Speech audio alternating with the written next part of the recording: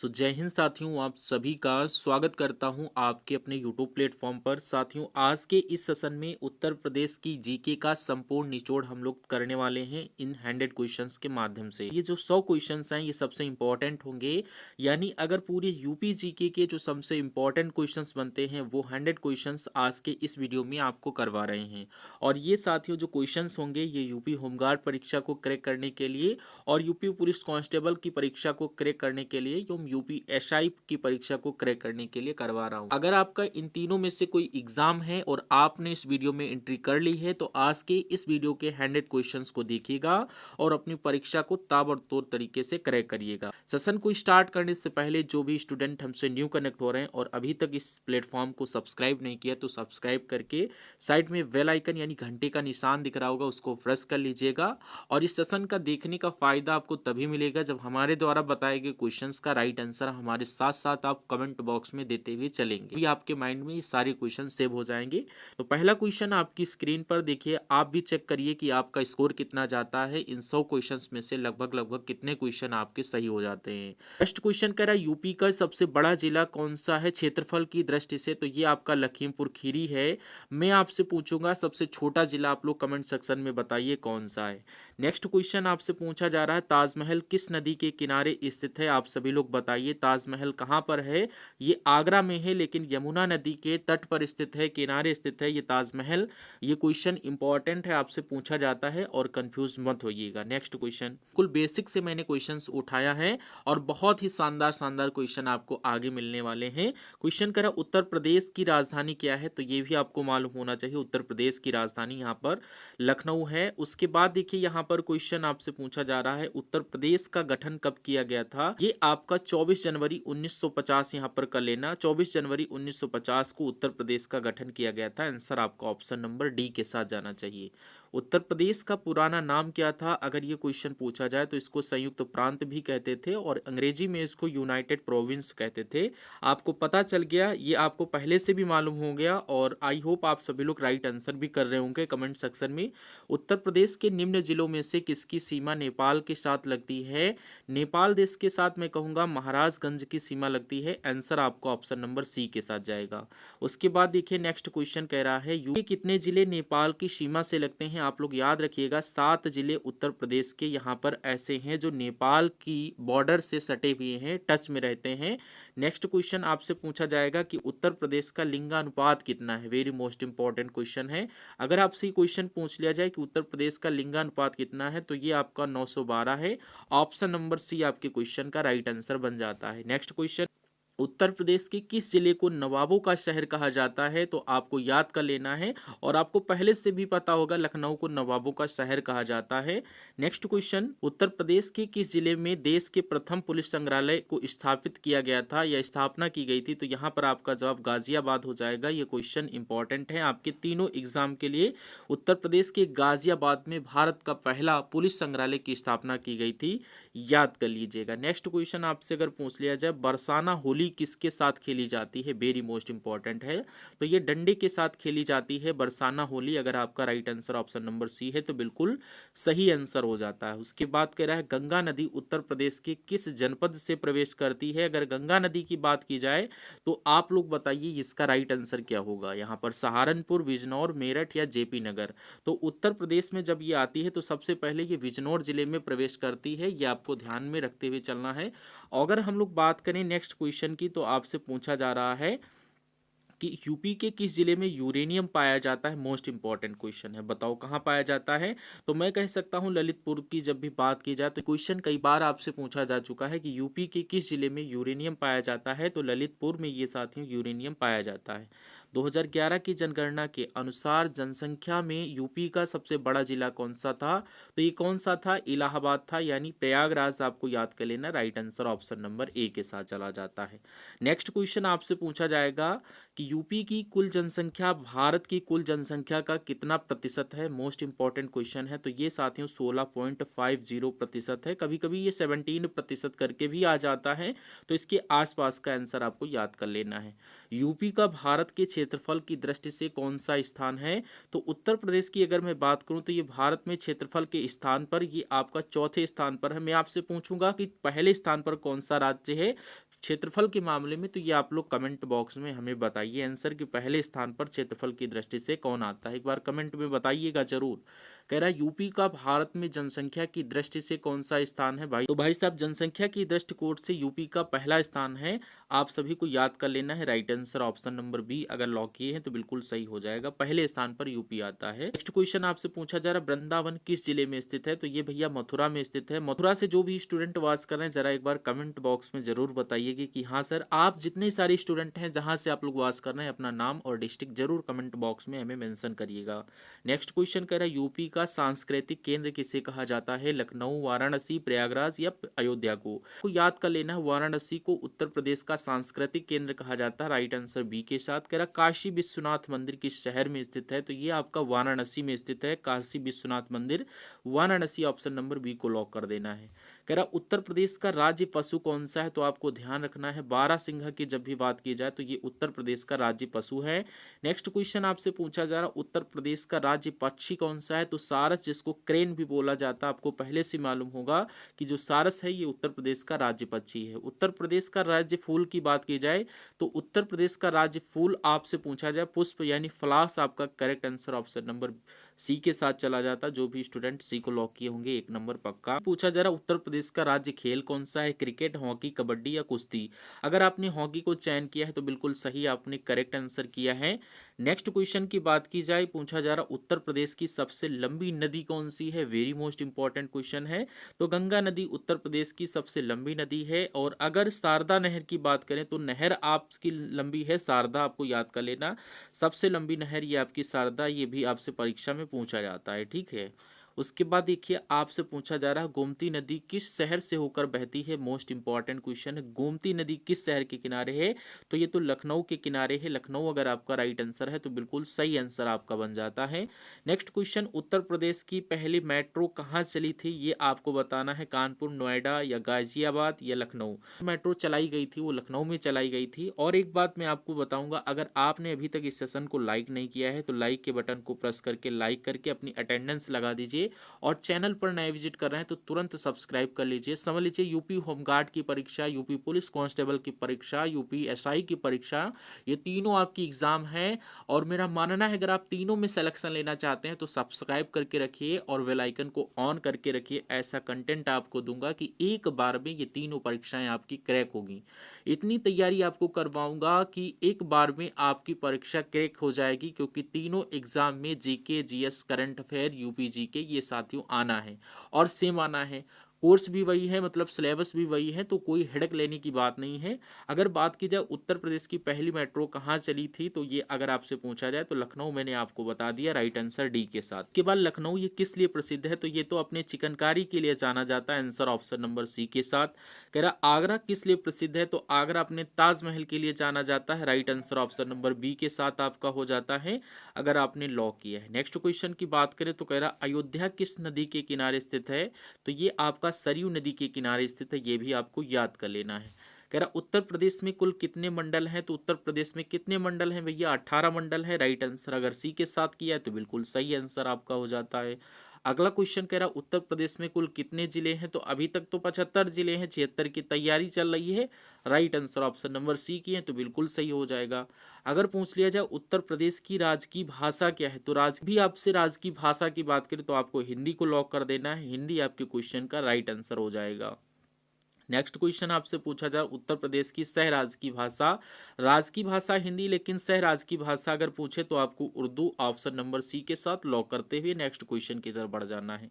उत्तर प्रदेश की विधानसभा में कुल कितने सदस्य हैं? तो ये आपके 403 सदस्य हैं। Right answer option number B के साथ हो जाएगा। उसके बाद उत्तर प्रदेश की विधान परिषद में कुल कितने सदस्य हैं? तो विधान परिषद में कुल कितने सदस्य हैं? उत्तर प्रदेश की विधान परिषद में कुल यहाँ पर 100 सदस्य हैं। Right answer option number C के साथ हो जाएगा। उत्तर प्रदेश की हाई कोर्ट कहाँ पर स्थित है? तो ये आपकी प्रयागराज में स्थित है। प्रयागराज ऑप्शन नंबर सी में दिया गया है। इलाहाबाद, प्रयागराज आपको पता होगा। प्रयागराज को हम लोग पहले इलाहाबाद के नाम से जानते थे, इसलिए आपका right answer Prayagraj option number C हो जाएगा। यमुना एक्सप्रेस वे ये किन शहरों को जोड़ती है? आगरा, लखनऊ, दिल्ली, आगरा। जी हाँ, बिल्कुल सही जवाब। यमुना एक्सप्रेस वे ये दिल्ली और आगरा को जोड़ती है और right answer option number B के साथ हो जाता है। नेक्स्ट कह रहा है कुंभ मेला कहाँ आयोजित होता है? मोस्ट इंपॉर्टेंट क्वेश्चन है। तो ये कहाँ पर लगता है? प्रयागराज में ही तो आयोजित होता है, आप सभी लोग जानते हैं। Right answer option number C के साथ। उसके बाद यूपी का सबसे बड़ा रेलवे जंक्शन कौन सा है? तो मैं कह सकता हूँ गोरखपुर जंक्शन की जब भी बात की जाए तो यूपी का सबसे बड़ा रेलवे जंक्शन है। यूपी का सबसे बड़ा लोकसभा क्षेत्र की अगर मैं बात करूं कौन सा है, फटाफट मुझे कमेंट बॉक्स में बताइए। यूपी का सबसे बड़ा लोकसभा क्षेत्र, तो अगर आपका जवाब यहाँ पर गाजियाबाद है तो आपका एक नंबर बिल्कुल सही हो जाता है, बिल्कुल करेक्ट आंसर आप किए हैं। नेक्स्ट क्वेश्चन, यूपी में लोकसभा सीटों की संख्या कितनी है? तो अगर ये पूछ लिया जाए तो 80 आपका बिल्कुल correct answer option number C अगर किए हैं तो बिल्कुल सही हो जाता है। लोकसभा में सीटों की संख्या आपकी कितनी होती है? 80 होती है। अगर यहाँ पर राज्यसभा पूछ लिया जाए, यूपी में राज्यसभा सीटों की संख्या कितनी है? एक बात मैं आपको बता दूं, क्योंकि ये परीक्षा में आपसे रिपीटेड क्वेश्चन पूछे जाते हैं और ये अगर आप रिमेंबर नहीं करेंगे तो आपके दिमाग से फिसल जाएंगे, उतर जाएंगे, तो इसलिए आपको याद करना जरूरी है। तो यहाँ पर टोटल 31 आपकी हो जाएगी अगर आप इनका बार बार रिवीजन नहीं करेंगे। तो मेरा मानना है ये क्वेश्चंस ऐसे क्वेश्चन हैं और आपके एग्जाम में आते हैं और आप इनको भूल जाएंगे, और जब रिवीजन नहीं करोगे तो भूल जाओगे तो आपके परीक्षा में आएंगे तो कर नहीं पाओगे और फिर आपका सिलेक्शन पेंडिंग रह जाएगा और फिर तैयारी करने का मकसद बेकार। तो इसलिए आपको हर सांचे में ढालने की कोशिश करूंगा, चाहे आपके सामने नया क्वेश्चंस आए और तब भी आप उसका आंसर दें, और चाहे पुराना जो मैंने आपको करवाया है वो भी आ जाए तब भी आप उसका आंसर दे दो। और क्योंकि नया सवाल कुछ बचेगा ही नहीं, ऐसा मैं आपको करवा दूंगा, हर बार आपको फॉर्म भरने की जरूरत ही ना पड़े, क्योंकि आपके ऊपर मुझे पता है जिम्मेदारी आती नहीं है, लेकिन आने वाले समय में कुछ महीनों बाद या कुछ एक आध साल बाद आपके ऊपर जिम्मेदारी आएगी, और जो जिम्मेदारी आएगी और आपके पास एक अच्छी नौकरी जॉब नहीं होगी, फिर आप बहुत बड़ी दिक्कत में पड़ जाएंगे। और जॉब आपको करना अलग प्राइवेट होना पड़ेगा, अगर प्राइवेट जॉब करोगे तो वहाँ पर बहुत ज़्यादा उथल पुथल होना आपके लिए संभव है। तो क्यों ना हम लोग 2-3 महीने तैयारी कर ले जम के और अपना सिलेक्शन सुनिश्चित करते हैं और आराम से इन जिम्मेदारियों को निभाना चाहते हैं बिना किसी तकलीफ के, बिना किसी समस्या के। अगर आप इन जिम्मेदारियों को अच्छी तरीके से निभाना चाहते हैं तो आपको अभी मेहनत करना पड़ेगा। अगर आप अभी मेहनत करेंगे तो आने वाले समय में आप शुरू से पैसा कमा सकते हैं, सैलरी आपकी जो आएगी, ठीक है। तो अभी मेहनत कर लीजिए। और अगर पूछ लिया जाए दुधवा राष्ट्रीय उद्यान कहाँ पर है, तो आपका जवाब अगर ऑप्शन नंबर बी है तो बिल्कुल सही हो जाएगा। Right answer option number B Lakhimpur Kheri, अगर आप answer option number B Lakhimpur Kheri अगर आपने लॉक किया है तो बिल्कुल सही हो जाएगा। उसके बाद कह रहा उत्तर प्रदेश का सबसे बड़ा शहर जनसंख्या में कौन सा है? अगर आपसे ये पूछा जाए तो आपका कानपुर शहर आपके क्वेश्चंस का बिल्कुल सही जवाब हो जाएगा। उसके बाद उत्तर प्रदेश का सबसे छोटा जिला कौन सा है? अगर छोटा जिला आपसे पूछा जाए तो आपको हापुड़ बता देना है। Right answer option number A के साथ हो जाएगा। उत्तर प्रदेश का सबसे छोटा जिला भैया कौन सा है? हापुड़ है। नेक्स्ट क्वेश्चन आपसे पूछा जाता है कि रामचरितमानस के रचयिता कौन है? अगर आप बता दें वाल्मीकि तो आपका गलत है। क्यों गलत है? ये आपके क्वेश्चंस का राइट आंसर तुलसीदास हो जाएगा, ठीक है। उन्होंने जो वाल्मीकि द्वारा लिखी गई थी वो संस्कृत भाषा में लिखी गई थी, ठीक है। उसके बाद देखिए कह रहा तुलसीदास का जन्म स्थान कहाँ माना जाता है? यानी तुलसीदास का जो जन्म स्थान की जब भी बात की जाए तो चित्रकूट के राजापुर गांव में तुलसीदास का जन्म हुआ था। राइट आंसर अगर ऑप्शन नंबर ए है तो बिल्कुल सही हो जाएगा। अगर पूछ लिया जाए आपसे मंगल पांडे किस जिले से संबंधित थे, तो अगर आपसे ये क्वेश्चन पूछा जाए तो इनका जन्म कहाँ हुआ था? बलिया में हुआ था। और बलिया की अगर बात करें तो ये बलिया बिंदी के लिए प्रसिद्ध है। बिंदी बिंदी आप जो जानते हैं महिलाएं जो लगाती हैं, ठीक है। और 50 क्वेश्चंस आपके कंप्लीट हो चुके हैं, 50 क्वेश्चंस रिमेनिंग है। तो सफर अपना तय कर लिया है, तो शेष जो आधा सफर बाकी है उसको भी तय करना है, बीच आपको कामयाबी मिलेगी। अगर पूछ लिया जाए मंगल पांडे किस जिले से संबंधित थे, तो मैंने आपको अभी बताया बलिया। और नेक्स्ट क्वेश्चन आपसे पूछा जा रहा है कि यूपी में प्रथम हिंदी समाचार पत्र कौन सा था? ये पूछा जाए तो आपका बनारस अखबार बिल्कुल सही हो जाएगा। उदंत मार्तंड और अमर उजाला हिंदुस्तान ये आपकी गलत है। कह रहा पोंगल त्योहार किस राज्य में मनाया जाता है। अगर पोंगल त्योहार की बात की जाए तो आंध्र प्रदेश, तमिलनाडु, केरल या कर्नाटक। तो यहाँ पर आपके क्वेश्चन का राइट आंसर किस ऑप्शन के साथ जाना चाहिए, ये आंध्र प्रदेश या तमिलनाडु, केरल या कर्नाटक के साथ। तो आपको ये तमिलनाडु के साथ लॉक कर देना, पोंगल त्योहार ये तमिलनाडु में किया जाता है।